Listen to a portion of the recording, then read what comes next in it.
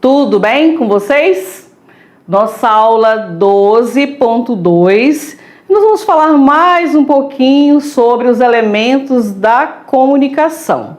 Vocês observaram que nós utilizamos todos os dias. Você fala, você manda uma mensagem, você utiliza ali o WhatsApp, né, para mandar a tua mensagem, o canal. Então tem o emissor, tem o receptor. Vamos falar mais um pouquinho sobre esse conteúdo para vocês? Vamos lá na tela. O que que nós temos aqui? Olha só, dependendo do contexto social em que a linguagem é produzida, o falante ele pode usar. E aí, a gente precisa só colocar aqui para vocês o que é que o falante pode usar. A linguagem formal, que é aquela linguagem mais preocupada com as regras gramaticais, aí depende muito do local, da situação em que eu vou utilizar. E a linguagem informal, aquela linguagem com seus familiares, com seus amigos, aí na turma. Então são essas duas possibilidades, certo? Linguagem formal e a linguagem culta, também conhecida, e a linguagem informal, aquela linguagem coloquial que nós utilizamos com os nossos amigos, uma linguagem mais descontraída, ok? Vamos lá para a tela. Então já marquem aí. Tipos de linguagem, primeiro ano. Então, o que é que nós temos? Nós temos a linguagem verbal, temos a linguagem híbrida, que ela vem ali carregada, né, tanto com as imagens quanto a parte escrita também, e a linguagem não verbal, onde você sabe que ali nos sinais, nas placas, tem uma mensagem, ninguém precisa dizer nada. Pode não ter nada escrito, mas a imagem traz uma mensagem para você. Comunicação. Então, o que é comunicação dentro de tudo que nós vimos? É uma palavra derivada do termo latino comunicare, que significa o quê, primeiro ano? Então, vocês já sabem. Comunicar, partilhar, participar algo, tornar comum, certo? Então, se de repente alguém pergunta para vocês, né, o que é comunicação. Então, você já sabe, é o que nós fazemos diariamente. É você se comunicar, é você falar, transmitir uma ideia, uma mensagem.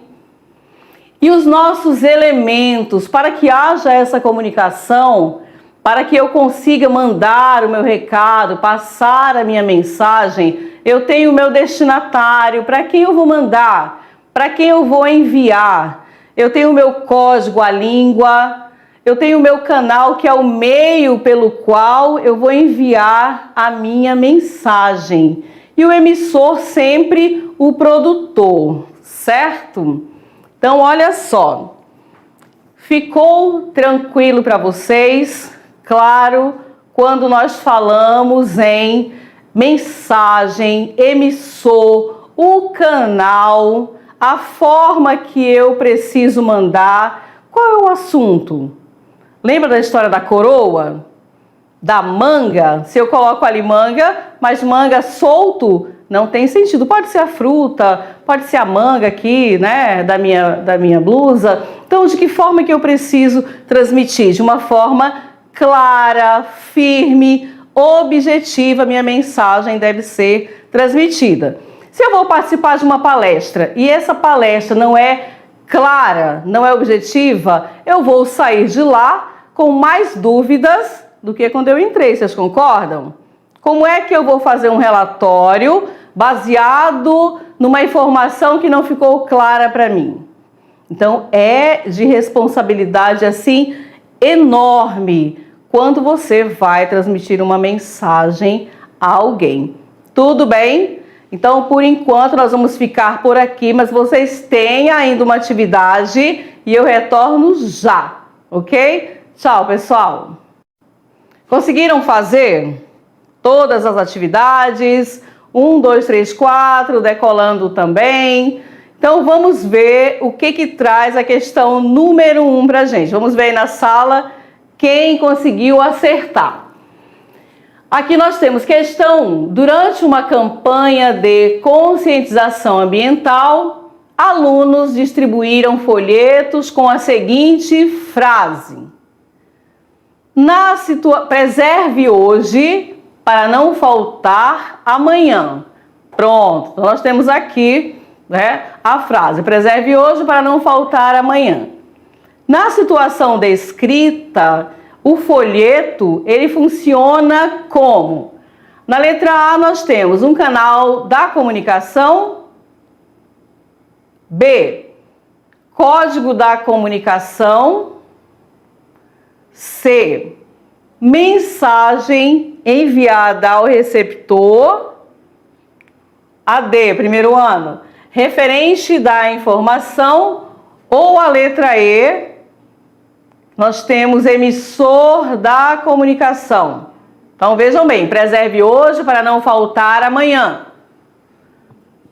O que vocês marcaram? A, B, C, D ou E? Olha lá, mensagem enviada ao receptor.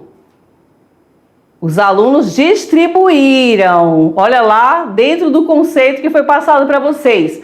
Então, preserve hoje para não faltar amanhã. Mensagem enviada ao receptor, ok? Questão 2. Marque a alternativa que indica o tipo de linguagem utilizada na tirinha abaixo. Então, nós temos aqui: tomara que hoje, depois da aula, ele me convide para jantar. Então, o que nós temos, primeiro ano? De cara à letra A, uma linguagem verbal. Olha aí, você já pode, né, trabalhar com aquela ideia da eliminação. A letra B, uma linguagem não verbal. C, nós temos uma linguagem mista, será? Olha lá, eu tenho a imagem e tenho a parte escrita também.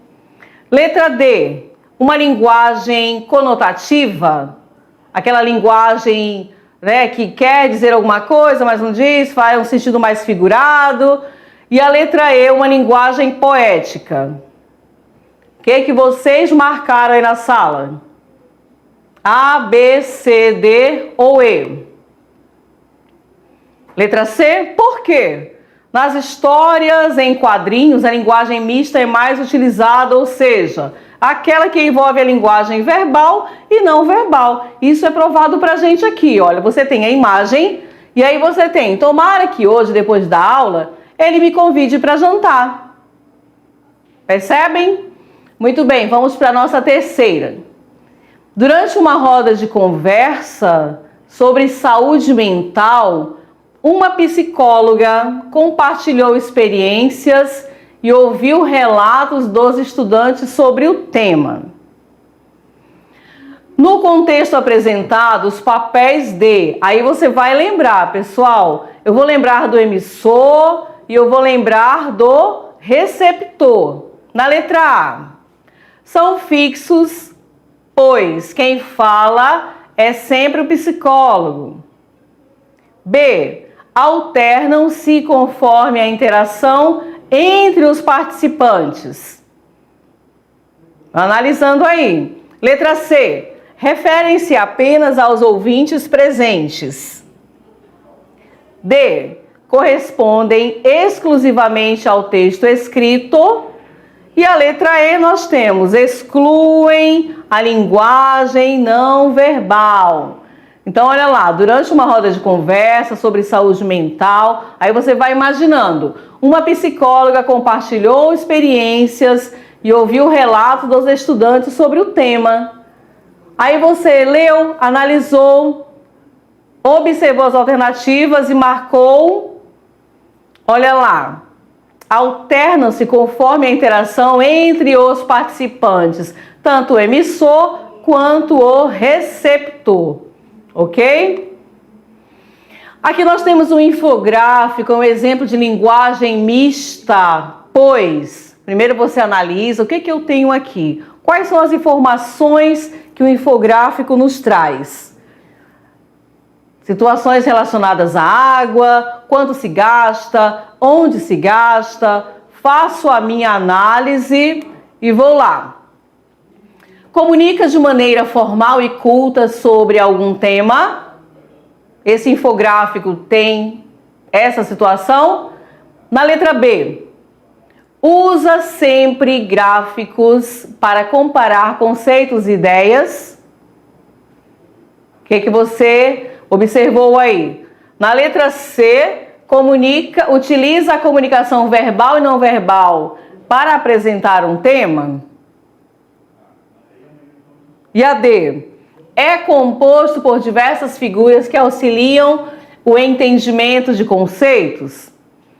Ou a letra E, que traz assim, é sempre acompanhado de um documento explicativo com a linguagem verbal. Você pode voltar, dar mais uma olhada no infográfico, observar as informações contidas e aí fica mais fácil. A, B, C, D ou E. O que você marcou? Olha lá a letra C. O que acontece? Os infográficos são constituídos de quê? Informações escritas e elementos gráficos visuais, correto? Que dessa forma utilizam o que, pessoal? Vai trabalhar com a linguagem mista, que eu já sei que é a minha linguagem verbal e a linguagem não verbal para explicar determinado tema. E consegui fazer a 1, 2, 3 e a 4 e agora eu vou para o meu decolando. Conseguiu fazer o decolando? Vocês estão fazendo decolando em primeiro ano? Lembra o que a gente sempre fala para vocês aqui. Ai, professor, o meu Enem é lá daqui a 2 anos, mas você já é um treineiro. Você começa de agora, vai treinando. Toda aula tem uma questão do decolando para você. E é aquele formato Enem. Porque quando você... É você mesmo. Quando você for fazer a sua prova, você vai estar assim, eu não vou dizer tranquilo, né? Mas já vai conhecer, já vai estar familiarizado. Concorda? Então vamos ver o que nós temos aqui na nossa quinta questão. Vamos lá. Olha, a imagem, você vai analisar a imagem, o que ela traz pra gente. Eu tenho o quê? Eu tenho uma gota. O que eu posso extrair daqui? Eu derreto, tu derretes, você derrete, você tem certeza que quer conjugar este verbo? É a imagem que traz, né, pra gente. O cartaz aborda a questão do aquecimento global. A relação entre os recursos verbais e não verbais nessa propaganda revela o quê? Então eu posso fazer mais uma análise, é uma gota, o que está acontecendo aqui, faço a leitura e vou para o comando. Na letra A, traz assim, o discurso ambientalista propõe formas radicais de resolver os problemas climáticos. Essa é a letra A. A B. A preservação da vida na Terra depende de ações de dessalinização da água marinha.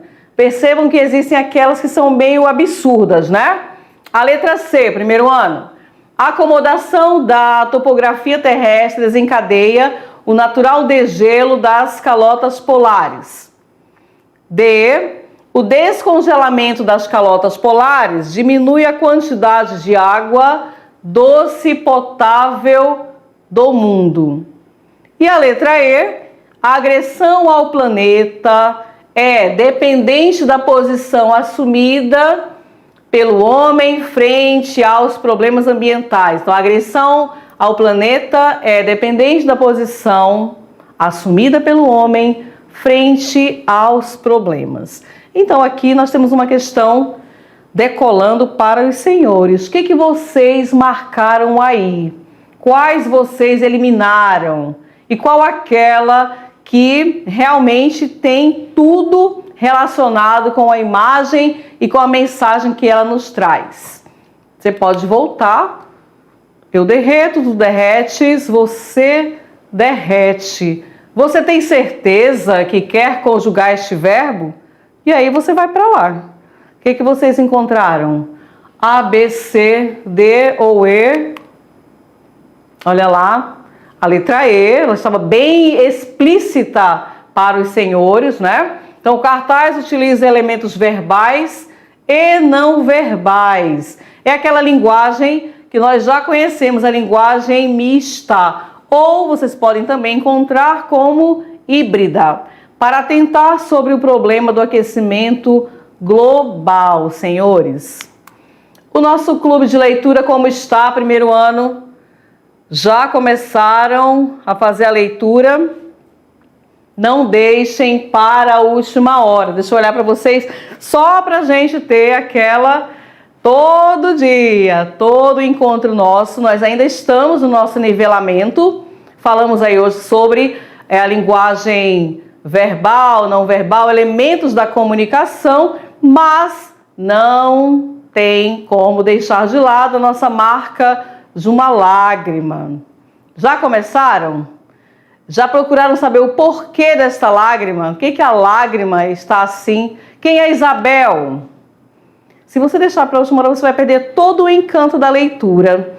E essa leitura, ela foi escolhida com muito carinho, tanto por mim quanto pela professora Márcia, porque alguém talvez possa se encontrar na leitura. Tem o Cristiano, tem a Isabel, o que acontece com cada um deles, certo? Então, não deixe de fazer a leitura. E vamos ver a nossa mensagem. O que nós temos de mensagem para os senhores hoje? Então, nós escolhemos assim, vejam bem. Aprender, primeiro ano, é descobrir aquilo que você já sabe. E nós falamos isso tão bem no início do nosso encontro, né? Então, você já sabe. Aqui você vai o quê? Só relembrar, vai transformar o seu conhecimento. Fazer é demonstrar que você o sabe.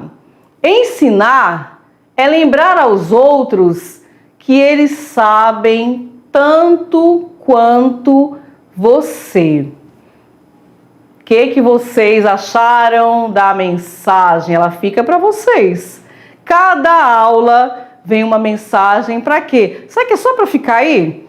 Não, gente. Nós sabemos que hoje pode estar todo mundo bem, mas tem aula que você não está tão bem. E aí você vai desistir? Não. Esse conteúdo, nivelamento, vocês já viram. Viram no 8º ano, viram no 9º ano, lá atrás também. Então, o que você faz de agora para frente? Você reforça através de todos os exemplos, das atividades. A leitura serve para quê? Você vai aprimorar o teu vocabulário, o teu repertório, a tua bagagem, e aí você vai ficar show. Para quê? Quando o professor fizer uma roda de conversa e vocês forem debater determinada temática, quando você começar a sua escrita, você não vai ter tanta dificuldade, percebem? Então, por hoje fica a mensagem. Obrigada, professor, nosso parceiro. Obrigada a você que fez todas as atividades, que está aí acompanhando. E até o nosso próximo encontro, pessoal. Tchau!